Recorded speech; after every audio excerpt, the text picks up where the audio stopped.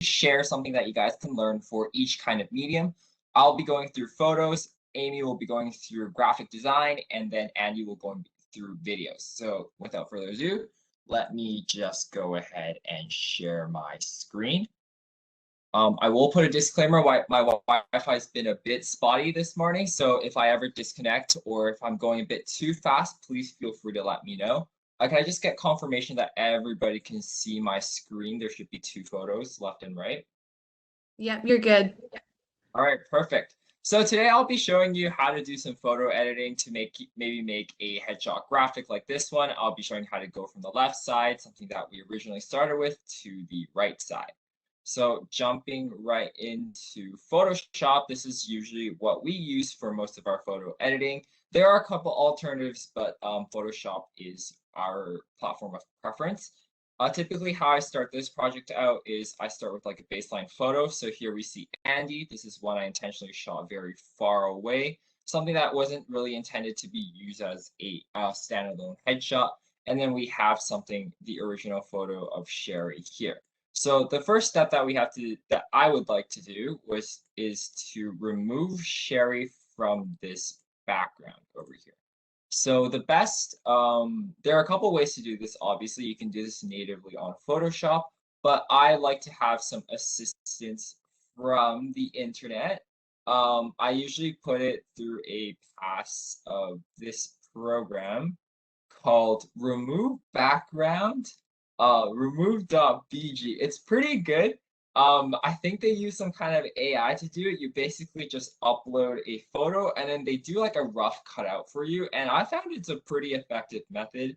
So I'd always just upload it here and then I download this file. So for today's demonstration purposes, I have already done so. And you end up with a smaller photo, something like this. So what I do now is I kind of just scale this up roughly so that it kind of matches where Sherry is. I paste that over. I maybe check it, uncheck it. Sometimes maybe I'll tweak it up and tweak it down a bit. And then it generally matches up here, right? So then what I do next is I make something called a mask in Photoshop. I won't go too advanced into this because we're kind of just going through general idea today. But essentially, I'm just going to outline this cutout photo. I'm going to put it on top of the original higher definition photo, and then I click the mask button. So then now you can now you can see that Sherry is completely cut out of the background. She's no longer in the greenery we had before. So you can see the difference. Oh, yeah, you can see the difference. She's no longer in the greenery. So yay, now we've cut this out. You will see that there are few rough spots here and there. So of course, like here, I typically brush it up a bit and maybe remove some of the green lines, et cetera, but this is typically what we'd be left with. So that's step one, just removing someone from the background. Questions or my best comments. If not, if anything comes up, feel free to let me know throughout. I'm just going to keep on going because we have a bit of limited time. So now what I want to usually do is maybe make this background look a bit more interesting. As we saw originally here, we had this blue gradient. So I might want to add something like that to just make it look a bit more futuristic. So the idea behind this project was that our theme for this year for DECA was called Next Level. So we wanted to do some kind of like new futuristic kind of video gaming font, gamey font. So what I'll do now is I'll add a gradient layer, something like this. And then we could really choose any color here. I'm just going to stick with the blue. Just going to try to recreate this as much as possible. Maybe something like that. So there we go. Because Photoshop works in layers, you can really just play around with anything. You're really just stacking stuff on top of each other. If you think this is too strong, you can turn down the opacity as well. And this already gives us a really cool effect. Next thing I want to do is probably like display some kind of name for her. So same thing, I'd add another layer. So it's behind Sherry. See, all of this is behind Sherry. You can still see Andy in the background. Um, but then now I'd add some kind of layer, and then I think I use lead gothic for this one. And then I put Sherry Yang enter, and then I'd scale it up really big. Maybe do that. Oh, maybe I'll just make this two different items so we can play with that a bit better.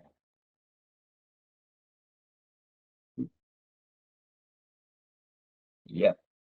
So yeah, then you can like start playing with text. You could put it. I ended up choosing to put it at the back because I thought it was cooler. But of course, there are always options in Photoshop to put it in the front to make the name a bit more distinct. But just for again today's demonstration purposes, I'm going to put it in the back because I liked it like that. So yeah, I'd scale it up. And then I'd also turn down the opacity for this as well, so it kind of blends into the background. Same thing with this. I'm gonna scale this one up as well.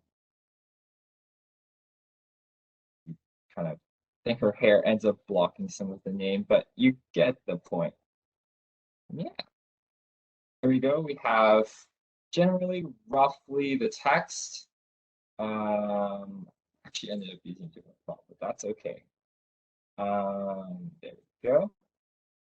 And then again, I would always just add random badging here. Any kind of like additional effects over here. Yes. Really, it's just having a lot of fun with whatever you want to do. You can even use like a Photoshop asset of like a tree and just put that there as well. So this is kind of like the thought process of what I go through. I always start with the cutout, then I put it on the background, then I start like spicing the background up a bit more. I think I'm going to leave the background like this just for today. And then as you can see, like over here, it still might not look completely cohesive. So to wrap everything up, I'd always put a layer called a color lookup. A color lookup is kind of like a filter that goes over the whole thing. And then I just choose whatever I like. Usually go for some, no, I'm not go for 3D. You can really just put anything you want. I'm just gonna, oh, there are a lot of different things here. You could also like, let's say if we wanted to go with this one, you could also turn down the opacity to affect the intensity of the effect. So after putting all these layers together, you end up getting a pretty crisp effect to just wrap everything up together. So that's generally the thought process of what I had with this specific um, photo editing process. Of course, if you do with a team of people, you might want to color match to other people's faces, or also make it a bit more cohesive against all the other participants in the photo shoot. But generally, that wraps up what I want to talk about for my design process for this specific project. Just having a background layer, having a background a reference that you want to put in your cutout on, cutting out your subject over here and just trying to paste it on as best you can. Again, I kind of cheat a bit and use a remove background. I find it really effective. And then making the background a bit more interesting by adding whatever elements you want. And then finally putting up a final kind of color lookup layer to put it all together and make it very cohesive. So yeah, I know that went a bit fast, but we are going through 3 different projects today. I hope that was at least somewhat instructive. We have a bit of time for any questions, so if anything comes up, if there's anything you want me to clarify, I'd be happy to do so right now.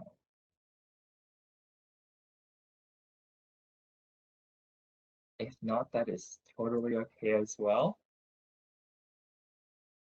I think there's something in the chat here. What was the website to remove the background again? Right. So this is a website I use. It's called called remove background. Sorry, remove.bg. I think if you search up remove background tool, it's one of the first ones you come up with. When you upload an image, there is like an upload limit, and I think you need like a premium account to download it at full resolution. So when I downloaded it, it was only at like a core, like a half quarter of its resolution, so like a bit lower. And then that's why I ended up doing like this is I ended up having to scale it up. So this is like what they cut out. I had to scale it up, and then I had to cut it. I had to create the outline and cut it out of the original image to get like the full resolution cutout, which is what we end up with over here. Um, yeah, it's a pretty versatile tool. Like I think there's also a plugin that you can install right into Photoshop. I don't personally use it because I just prefer doing the cutout myself. But this has I found this to be really, really effective, especially for difficult cutouts. And then Ryan, Bella's just asking, how do you get rid of the white spot to make it look even more realistic? Can you answer that one maybe? The white spot is like this white spot over here. It doesn't clarify. Maybe Bella, if you want to jump on again and clarify what you mean. She said yes, what you were All talking. right. Yeah. Yeah, perfect. So this is I think to do this, I should have done this a bit earlier in the editing process. I was just running through it quickly. But how you could do this is let's convert this. Let's actually make a copy and convert this to a smart object. Say, convert to smart object. So what you can do here is there are multiple things you can do. There's a tool called Healing Brush. I use I use something called Healing Brush where you essentially sample. So like let's say I sample this part of the suit and then I just brush it over. So they kind of take the texture of this part of the suit and try to put it over this. You kind of have to do this a couple of times. It looks a bit off here. You could also use something called Stamp Tool. Where is Stamp Tool? Stamp Tool is here. It's the same thing where it samples one part of the photo, and it just makes like a small copy of it, so wherever my cursor is, and then you can just like essentially just brush over it. Though that's not looking proper either. So you really have to play around with it. I don't remember exactly what I did. I think I ended up using a brush here, just like color that in, and then using a healing brush to try to cover it up. Again, it's not looking fantastic here. These are the kind of things that you're gonna have to play around with, but typically healing brush as well as any kind of like brush you use will do the trick. And yeah, I'm sorry, I can't demonstrate it very well on the spot here, but I hope that answers your question. So to reiterate, it's healing brush, maybe a brush, and then also stamp tool in combination. You're gonna have to play around with it a lot and then try to blend it together. Okay, so there is one more, but Ryan, did you want to move on to Amy? What's the timeline like? I can answer one more question. Okay, so Joshua is asking, is there a way to even out the lighting in the image to make it cohesive and more realistic with the background? Yeah, for sure. So that's another thing I skipped over in this really, really blazing quick tutorial. So what you can do is you can click here and you can add something. You can add a levels adjust. You can add adjustment layers. So that means you can adjust the lighting, how much how bright it is, how much contrast there is. I usually use something called curves, and then here, as you can see, like when I play around with this curve, you see the subject becoming much lighter or much darker. Um, so there are adjustment layers that you can use in Photoshop that do all of these amazing things. Again, it takes a bit of it's a bit tricky to get it completely right, especially within our time constraints today. But yeah, there definitely is something like that. I also like using something called a selective color adjustment layer, where I can directly adjust how how much the concentration of each specific color. So like let's say I want to make the reds disappear. Like I don't want a lot of red in her hair. I can change the amount of red specifically over here as well. If I want to match skin tone, usually I go into the yellows, and that affects most people's skin tones. And then you can see here she becomes a bit more pink if I turn down the yellow concentration, and then she becomes much more yellow if I increase it. So there are a lot of options that you have to do. It's all really just in this panel with all your adjustment layers. And again, a lot of this you're gonna have to play with. And there are a lot of great tutorials online on YouTube specifically for very specific parts of this Photoshop project. So yeah, I think I saw one more question pop up. So Photoshop, unfortunately, is not free. It is kind of expensive. And it goes through, you can search it up, it's called Adobe Photoshop. Um, so like I guess like ADOBE. If you want a reference, this is what it's called. You can search it up. There are student pricing plans. I know some schools pay for it, but it is a bit of an expensive Photoshop. So like photo and then a shop, a shop for photos. Can people see my search bar? Yep, Yeah. you're good.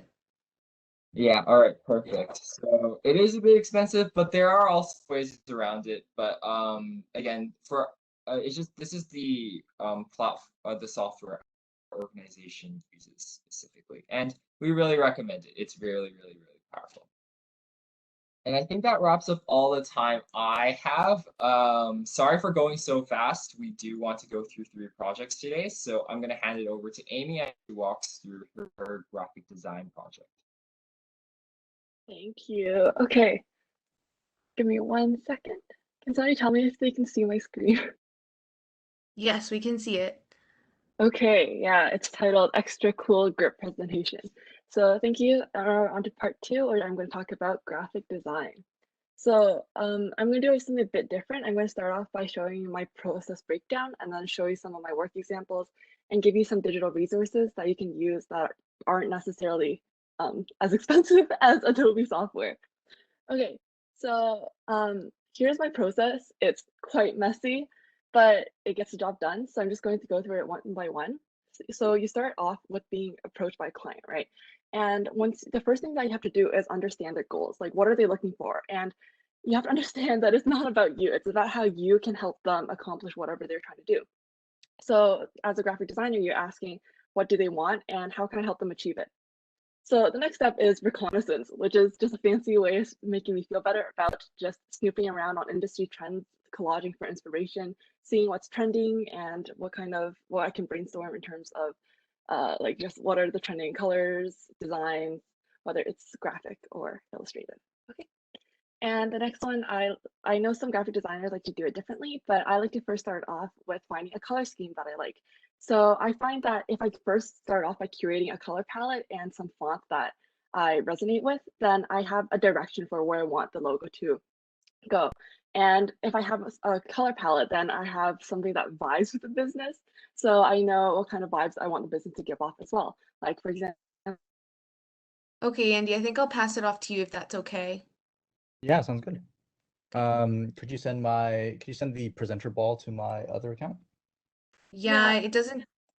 Ooh, sorry, can you, was it that one, Andy? I believe is the other one, the one Other where one. there's no camera. Yeah. Okay, yeah, there you go. Okay, perfect. All right. I will step in and do a little bit on video while Amy's getting back, and we'll hop back over to Amy around 11:35 or so, if time allows. So we'll go through and we'll talk about my my video editing process and how I sort of made the videos for DECA this year, and my process, my thought process, and my design process in terms of that. There are a few things that I want to share. First off, I'm going to share my screen. Hopefully this works. And yes, it does. So here you go. This is my After Effects project for provincial ceremony number 1. So I know a lot of you here are, of course, sorry, don't know what happened with the screen share. If someone could figure that out for a sec. But yeah, my process works on After Effects, but I know that some people work on Premiere Pro when it comes to video editing. I know that there are also other free alternatives. I've heard of DaVinci. So perfect, I got screen share again, thank you. So DaVinci Resolve, I believe, is another one that's free. And there are also some other free softwares that I personally haven't used, but also seem like good alternatives. So here today, I'll go through my After Effects sort of process and sort of show you guys how I ideate and create, you know, what we've seen this year in terms of our ceremonies. And all of that. Yes, I'm seeing questions right now. I'll answer them right now. Alternative to After Effects, if you want a free one, I'd say look online for something called DaVinci. It's another company that makes them. They're pretty good as well. Or you can find other sort of, the alternatives are not the best, not the greatest. When it comes to video, you could probably use Vegas Pro as well, made by Sony, and some of these other softwares that are free.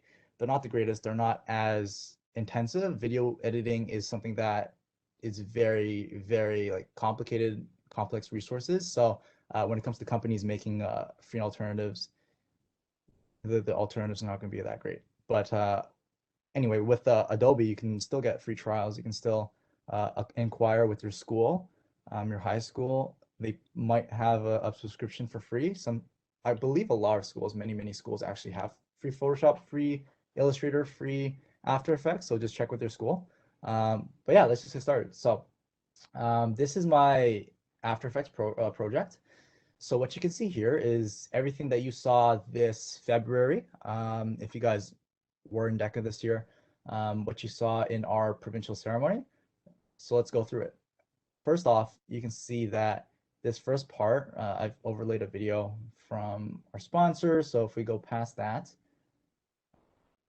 and past all this, what you get to is actually what I did when it comes to how I made this all look good, how I put all the assets in, and we'll talk about that right now. So first off, what you can see is that on the side here, this looks very simple and very organized on the bottom. What you see here is called I think it's called timeline, my project timeline. And so these are all the clips that I used in order to make a full 1 hour sort of presentation video that we use for ceremonies.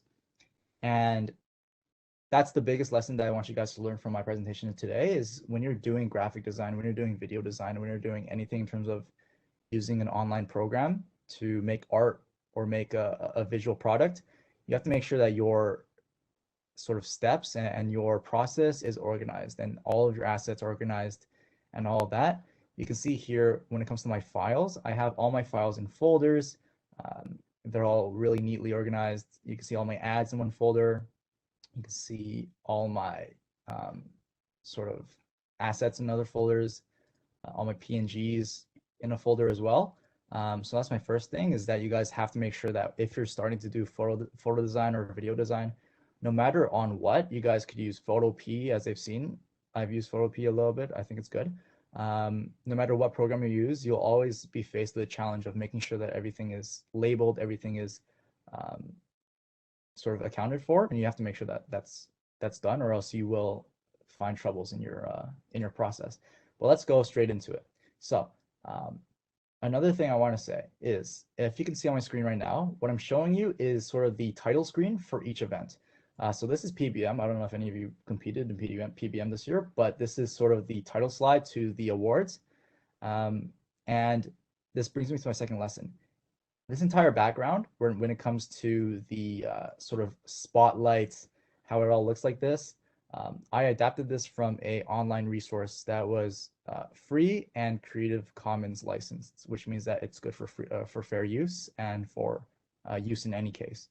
So when you're doing design, one of the things I'd like to say is that, oh, autosave. One of the things I'd like to say is that when it comes to doing design, when it comes to doing art, when it comes to doing video, you have to make sure that you use these online resources that are given to you, especially if you're not doing anything for commercial purposes. You can find a lot of resources online that are free for personal use. And one of those resources is something like this. Let me see if I can play it without my computer absolutely dying. Yeah, so here. So this entire sort of sequence of video where it's like a spotlight pointing at a sort of podium thing, that was taken from the internet and adapted by me to fit my needs. So I made a few changes on the lights. I made a few changes on the look of it. I made a few changes when it came to adding some effects. But that's sort of the basis of graphic design, especially if you're a beginner, is to sort of see what other creators have done on the internet, take their tutorials, take their resources that are free, that are licensed for fair use. You have to make sure that you aren't taking anything that's sort of copyrighted, or else you will face trouble if you're doing something for DECA or for another organization. Make sure that everything you use is licensed in the proper way, and you can have something like this where this looks really good and it fully supports your message and your purpose, but you got it from somewhere on the internet. And yeah, so this really cuts down your time and also makes your presentation look a lot more professional. At the end of the day, you're still designing it, so it's good. What online resources do you use for spotlights? I believe this was like photo or video blocks or photo, I think Pixabay or something like that. This was a couple months ago, but there are a couple websites that you can see come up over and over again, because they are the websites that all the designers use for their resources. So there are a few online. You can just search up whatever you'd like. So let's say you wanted something like this, you can search up Spotlight After Effects template, and you'll get a template no matter what. So I think that's the main way you want to go through it. You don't really want to look for the website first, because there are a lot of websites and they all offer different things. So yeah, so Google search is your best friend, obviously, but once again, I want to restate that you have to make sure that the permissions are proper, and that you're getting it in the right way. Now, one more thing I want to show you guys. I'm not going to go too deep into it. Yeah, how do you check if the sequence fair use? It says on the website Creative Commons licensed. So Creative Commons. So that's the sort of licensing tag and label that all the sort of non-copyrighted things have. And if it does have that, that means it's usable for personal and commercial use cases, which is anything that you guys will be able to do or will want to do. So look for a Creative Commons symbol or sign on the website. It will be there for sure. Now, let me just go through a few things before I run out of time. Second thing off is when it comes to how I actually made the specifics of the video. A lot of the video was something like this, where it was a rolling scroll of names. And this goes into the fact that video editing is not only video, but it's also a combination of photo. It's a combination of using text, transitions, all these different things to make a video, make a final product. As you can see in here, what I have is I have all the names sort of rolling through like this, like this, like this. And this is all a text layer that is transformed in a way so that it starts off in one place and ends off in another is the easiest way I can put it. It's this. So it's actually quite a lot when it comes to learning how to do this, learning how to make sure that like it's called keynoting. When you animate things in After Effects, it's called keynoting. And it's quite a process, but honestly, you can see here with this blue dot, what I've set is that the position at this moment, everything looks like this, but then when it goes to the end of the clip, the position makes it so that you scroll everything up and you put everything out of sight, so that it sort of recreates a scrolling motion. In the most layman terms, that's how it is, and that's how you do it. But this is all learnable through tutorials. It's all learnable through online videos on YouTube.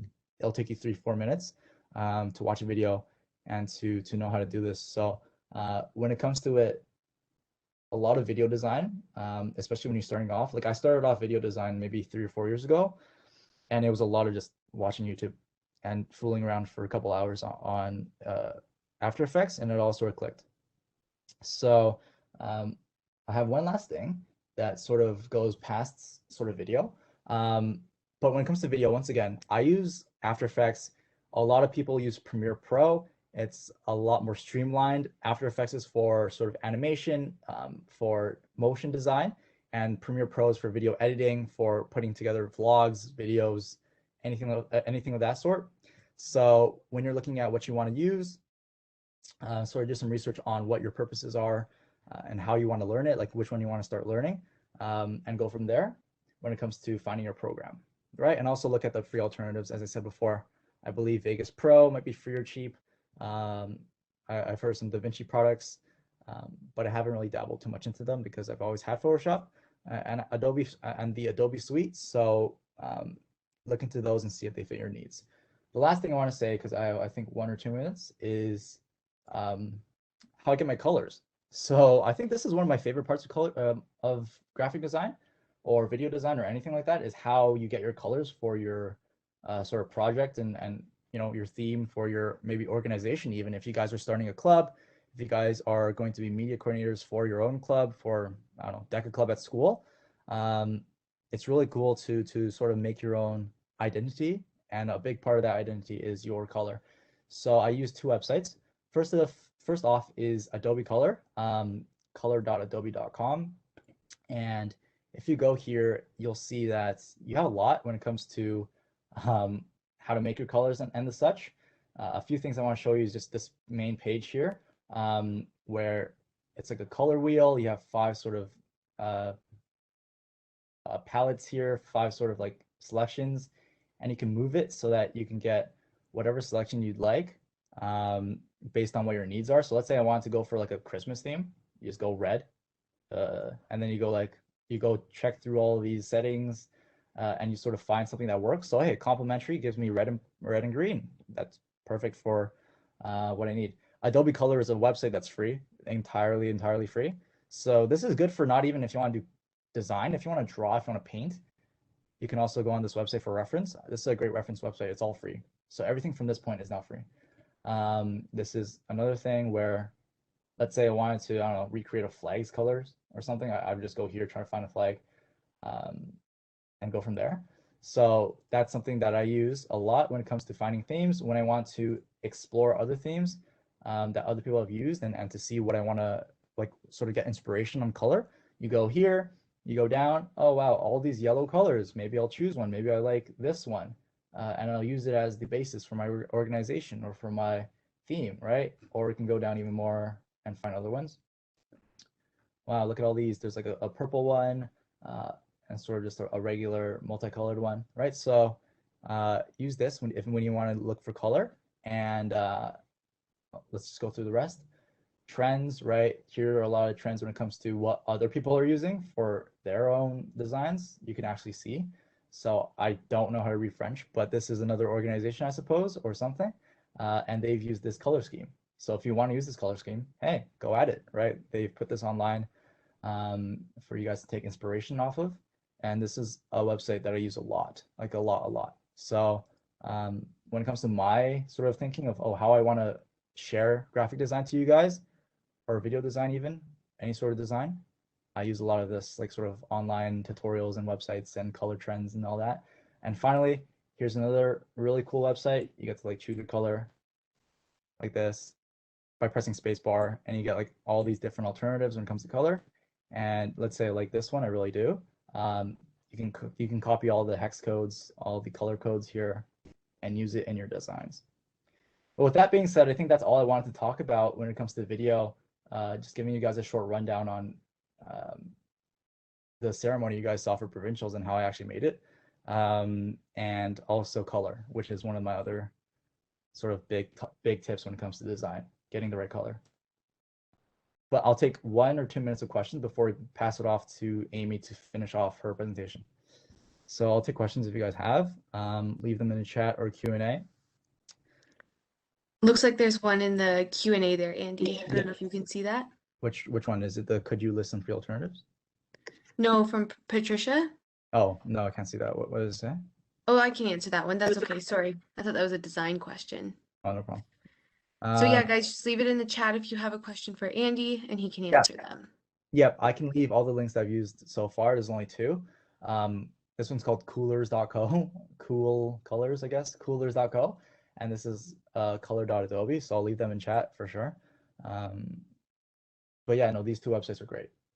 Approximately how long did it take to make the DECA video that you showed us? I'd say close to 20 hours of work between 3 of us. So there were 3 graphic designers, me, Ryan, and our president Sherry, and we spent, I think, a total of 20 together, maybe even more than 20. So yeah, make sure that you have that time if you're trying to spend it making something as big as DECA provincial ceremony. You have to. It You was have to also make like, Yeah. sorry. It's also like equal parts Andy trying to figure out the style and then us actually putting the video together, like the manual assembly. So those projects take quite video editing especially takes quite a bit of time. Yeah, especially because it's not like photo where it's like very fast on your computer. It's kind of slow on your computer as well. So it's inefficient and it's slow, but you come up with beautiful products at the end. So I'd say that if you budget your time correctly, making a project as big as provincial ceremony isn't really too out of reach, if you know what you're doing. So you guys have to make sure that you start learning first. Would you say that buying the softwares are worth it? When you're not making money on it, when you're not in an organization, you want to make sure that you find ways to either reduce the cost or go for alternatives. Reducing the cost is something like asking your design teacher at school, hey, do you have an alternative? Can we maybe sort out a thing where you can sort of give me the school account for any clubs we're doing? If you're in a club and you want to design for the club, you can ask your principal, your media teachers, your photo teachers. I believe a lot of schools, once again, have these plans that they can just give you for the school year. So that's an option. You guys make sure to ask your teachers if this is something that you're really interested in and you haven't started yet. Asking your teachers for a program or a subscription is a good idea, for sure. What got me into video editing? This is my last question, I believe. I got into video editing a long time ago. I don't know why. I think I was just making videos for the fun of it. I think it wasn't something like vlogs. It was like trying to do motion design and stuff. So I was really little, I got into it and I sort of continued it and used it throughout high school and now for DECA. So yeah, it's a good skill that I picked up early, but it's a skill you can learn at any time, given that you have a few hours. So don't worry about that. Now there's like 5 or so minutes. I'll give it back to Amy to finish her presentation. I don't know how to send back the presenter, so I'll just stop. No, yeah, I can do that. No problem. But yeah, any more questions, leave it in the chat. I'll just type my answer. Okay, Amy, this should work. There you go.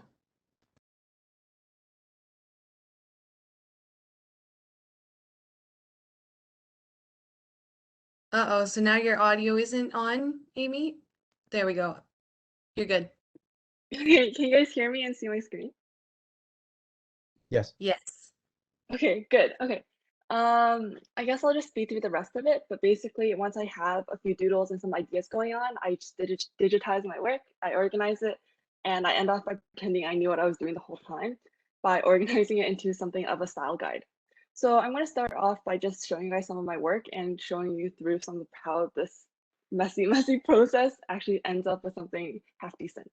So I'm actually going to start off with my own company. So this is Ariadne Digital Media, and it's a graphic design photography company. And this is the current branding guide. So here is some stationery. Here's the logo, and here I'm going to show you the files for it. So this is like my complete pack. So this is where I put the stuff for like profile pictures, for website elements, and here are my files for the stationery. So I like to do a variety of different, oops, my thing is freezing a little, but I like to do a variety of different stationery ideas so that I get a feel for where I want to take the organization. And the reason why I want to show you this graphic design style in particular is because I wanted to compare it to some of my old work. So this is actually a redesign from an old logo because I started this company years ago. And back then, I think I was much less of a mature graphic designer. And there are some things I haven't learned yet about where I wanted to take my graphic design process. So for example, here is what the old logo looked like. I don't think it's ugly by any means, but I think the current logo is a much better reflection of where I want to take my business. It's much more creative. I think it's more colorful, and I think it shows the creativity that I hope to, that I aspire to reflect upon in my business. So I want to illustrate that the importance of a good graphic design, the importance of a good use of branding is to reflect upon what you want your company to represent.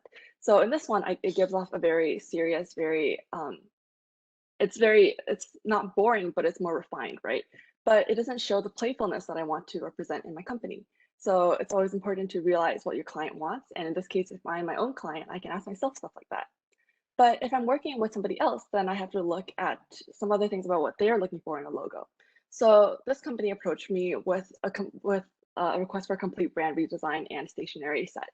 So this was their old logo, and one of the things that they wanted me to preserve was some of the illustrative aspects. So you see the two swooshes in the logo, and they wanted to preserve some of that. But one of the things that I noticed right off when I saw this logo was that it's very difficult to see the actual name of the company. If you zoom out, the text becomes very small because it's dwarfed by the two fish hooks on either end. So I wanted to carry that sort of illustrative feeling into the actual logo design. So when I did the logo redesign, I chose a different color scheme first. I chose a dark blue and high contrasted with light gray. So this is what the finished product looks like, and they're very happy with it. And I think it preserves some of the illustrative aspect, but also makes it a bit more friendly, a bit more playful as well. And once I have that completed, I like to put everything into a mock-up. So a mock-up is what you see over here and over here, and just these two things. It just makes everything look a bit more professional and shows and does a better job of representing what it would look like in person, and just makes it a bit more refined and cleaned up. So when I present my clients with my finished product, I always like to put it in a mock-up so I can present it to them as the finished product.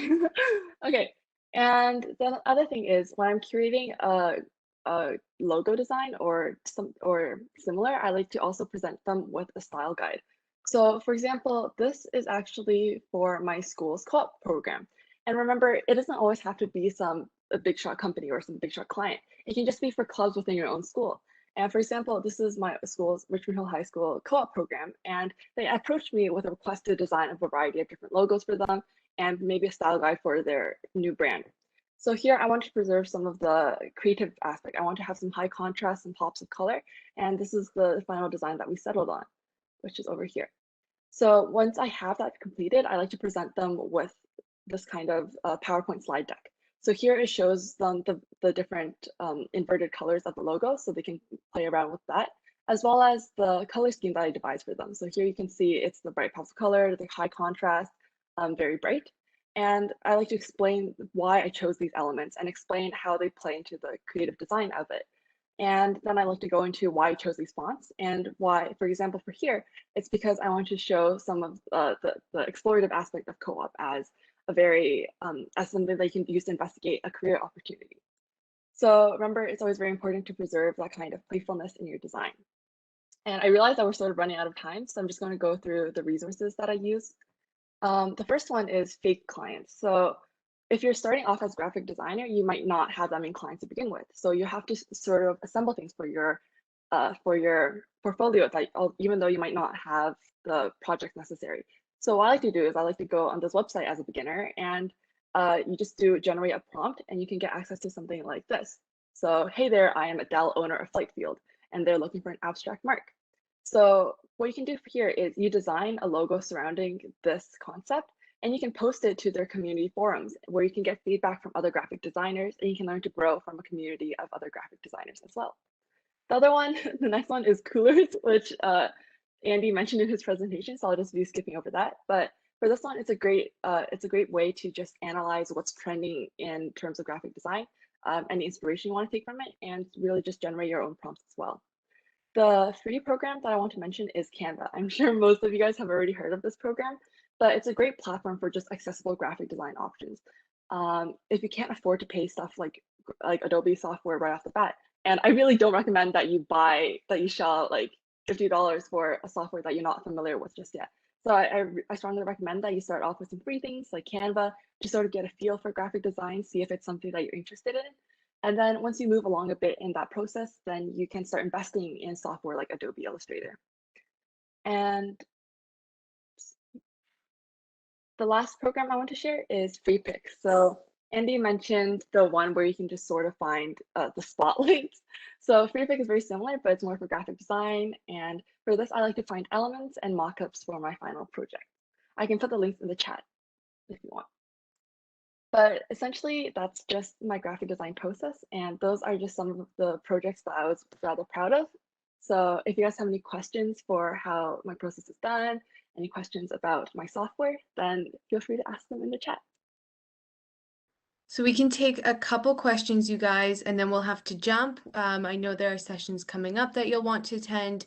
So if anyone has any questions for Amy or anything else that Ryan and Andy have presented on already, please feel free to leave it in the chat, but we will end shortly. So I'll just hang on for a second or two.